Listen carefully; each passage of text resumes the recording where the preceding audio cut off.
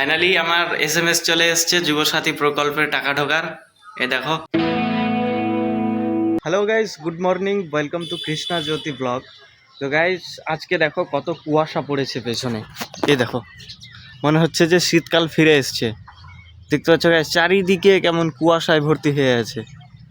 এই দেখো, মনে হচ্ছে যে আবার নতুন করে শীতকাল পড়েছে। তো শীত পেরিয়ে যাচ্ছে, তো মাঝে মাঝে এরকম হয় যখন তখন। সঞ্জিতা কত সকালে উঠেছে, দেখো স্নান করে সব পোশাক শুকতে দিয়ে চলে গেছে। আর আমি এখন আসলাম, এগুলো শুকতে দিলাম। সঞ্জিতা বসেছে রান্না, আজকে হচ্ছে একাদশী, তো একাদশীর রান্না করছে সঞ্জিতা এখন।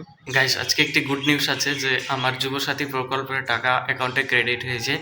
সঞ্জিতা সেটা জানে না, মানে আমি অফলাইনে অ্যাপ্লাই করেছিলাম, তো ওটা জমা দিয়ে আসলাম। তো এতদিনে আমার টাকা ঢুকেছে। সঞ্জিতাকে এটা বলবো আর সঞ্জিতার রিয়াকশন নেবো গাইস। সঞ্জিতা এখন রান্না করছে, তো ও রান্না করে আসুক, তারপর সঞ্জিতাকে জানাবো। বলবো যে আমার মাসের স্যালারি ক্রেডিট হয়েছে, তোমার মতো আমি আজ থেকে স্যালারি পাই। দেখি ওর কি এর রিয়াকশন থাকে। ও রান্না করে আসুক, তারপরে বলবো। তো গাইস সঞ্জিতার রান্না কমপ্লিট হয়ে গেছে, ভগবানকে অর্পণ করে দিয়েছে। আর একাদশীর জন্য কি কি রান্না করেছে তোমাদের দেখাচ্ছি গাইস।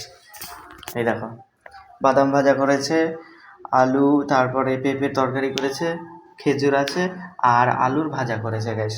সো গাইস, গুড নিউজটা রিভিল করার সময় চলে এসেছে। কি গুড নিউজ? কি গুড নিউজ আছে গেস করো।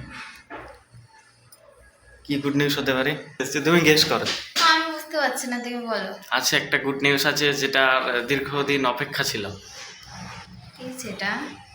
তুমি বলো, গুড নিউজ আছে, গেস করো। অনেক দিনের অপেক্ষা। কি গুড নিউজ ছিল? কিছুতে একটা আছে গুড নিউজ। একটু ক্লু তো দাও, তাহলে আমি তো বুঝতে পারি। আমি তো ক্লু দিলাম, বললাম তো যে দীর্ঘদিন অপেক্ষা ছিল।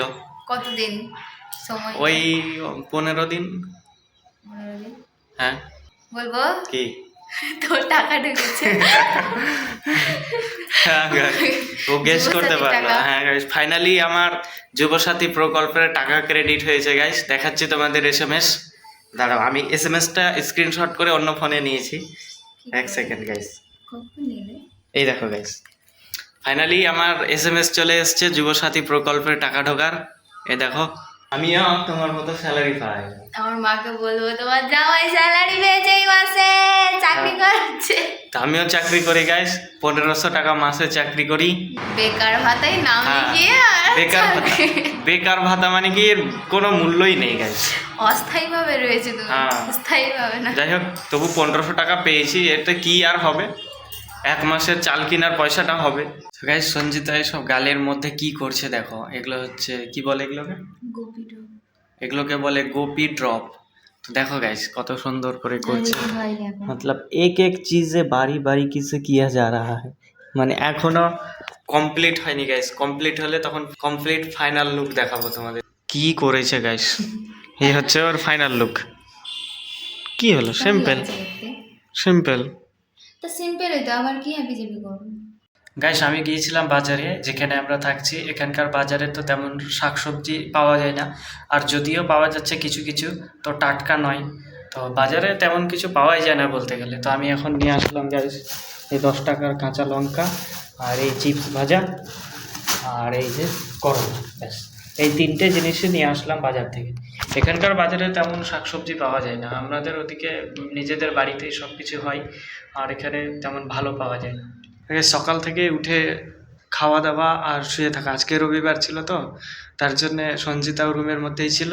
আর আজকে একাদশী ব্রত, তো আমরা প্রতিটা একাদশী ব্রতই করি। তো গাইস আজকে ভিডিওটা আমি এখানেই শেষ করছি। দেখা হচ্ছে আবার কালকে নেক্সট ভিডিওতে। ভিডিও ভালো লাগলে ভিডিওটি লাইক করো গাইস, আর চ্যানেলে নতুন হয়ে থাকলে অবশ্যই চ্যানেলটি সাবস্ক্রাইব। দেখা হচ্ছে কালকে next video. Thank you for watching, by.